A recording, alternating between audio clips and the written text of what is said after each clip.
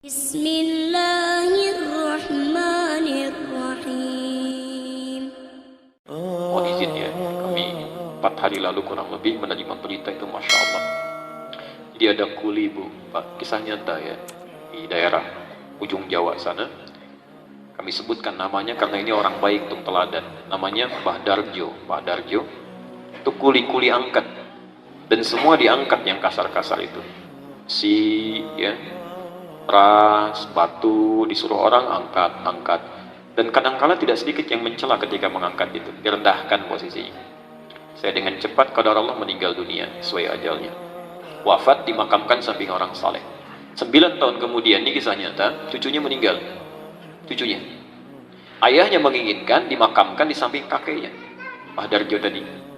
Begitu akan dimakamkan, spesiesnya nggak terlalu longgar, jadi harus dibongkar sedikit dari makam kakeknya itu. Begitu dibongkar, dalam 9 tahun setelah dimakamkan, bukan cuma jasadnya, kafannya plus papan penutupnya masih utuh. 9 tahun. Apa amalan orang ini? Insya Allah, ketika ditelusuri kenapa dan sebagainya, tiga keutamaan yang pernah dikerjakan oleh beliau itu. 1, mempertaruhkan tenaga dan keringatnya untuk mendapatkan yang halal, Pak. Lebih baik saya ngangkat yang berat-berat, mendapatkan keringat dan mendapatkan yang halal, dibandingkan mudah dilakukan tapi neraka sudah mengancam. Maka setiap mendapatkan yang halal itu, jatuh keringatnya, itu keringat dihitung itu. Bagian dari pahalanya menjaga tubuhnya, selamat oleh Allah. Makanya orang-orang yang mencari keringat, mencari rezeki dengan keringatnya, dan tidak pernah terfikir berbuat yang haram, Masya Allah, itu dijamin oleh Quran, Allah yang akan mudahkan hidupnya, menjaga rezekinya. Dari mulai dia hidup sampai dia kembali kepada Allah. Itu ada di Quran surah kedua Al-Baqarah ayat 172, posisi paling kiri sebelah atas. Nanti ditafsirkan di Quran surah Maryam surah ke-19 ayat 13, posisi paling kiri di pertengahan. Ya ayyuhalladzina amanu, hai orang-orang yang merasa punya iman, kulu min thayyibati ma razaqnakum, silahkan kamu cari untuk bekal makanmu.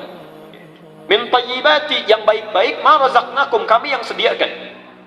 Saya agak cepat sedikit. Hukum mencari rezeki, hukumnya secara umum ada di Al-Baqarah ayat 168, posisi paling kanan sebelah bawah. Itu umumnya kalimatnya mengatakan begini, ya ayyuhan nasu, hai manusia, kulu mimma fil ardi halalan thayyiba, silahkan cari rezeki, dapatkan untuk kebutuhan makan yang halal dan baik. Cara dapatnya halal, dibelikan yang terbaik untuk kesehatannya. Tapi ketika mengatakan pada orang beriman, kalimat halalnya dibuang, Pak.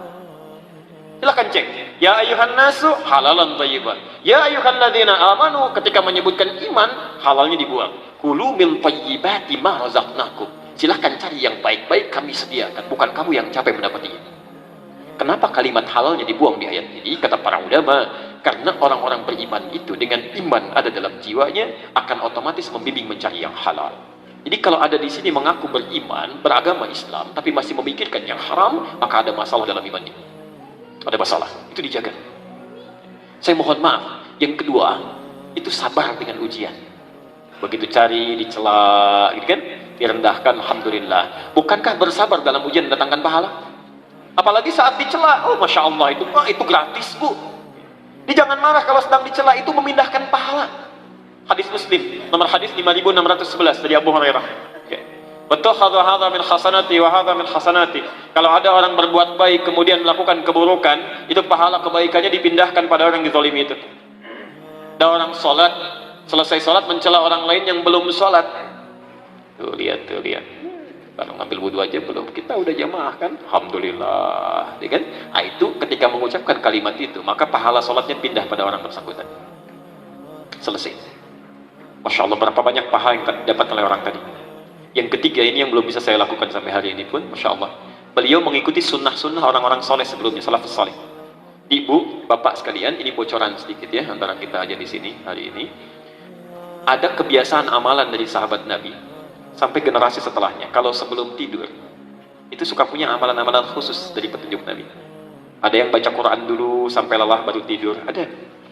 Kalau ibu bapak, misal ya, nanti dalam waktu senggang baca kitab Imam An-Nawawi, kitab At-Tibyan, terbitan Darun Nafais, itu yang warna kuning, ada 187 halaman, posisi di halaman ke-46, paragraf yang kedua, baris yang ketiga sampai baris kelima. Itu dikisahkan oleh beliau, ada seorang salaf yang kalau mau tidur, itu baca Quran dulu, Pak. Ya, biasanya baca Al-Baqarah. Satu waktu tertidur, Al-Baqarahnya belum kebaca.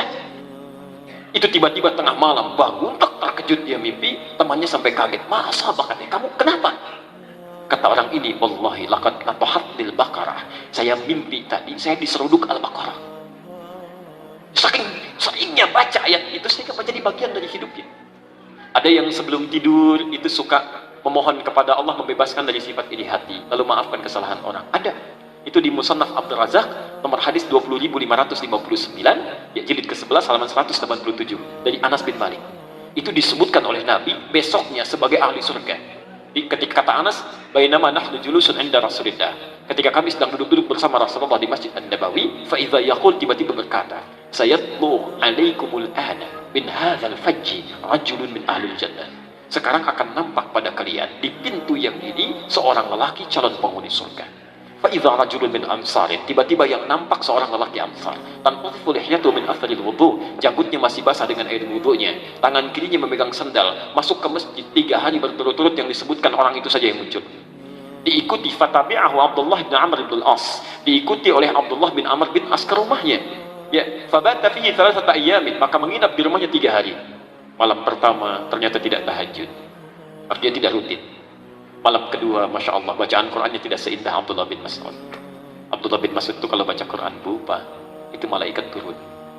Pernah satu kali beliau baca Quran, tiba-tiba angin bertiup kencang, pohon-pohon sudah mulai bergoyang-goyang. Berhenti, itu berhenti. Baca lagi, nyambung lagi. Saking kagetnya, diam diadukan pada Nabi.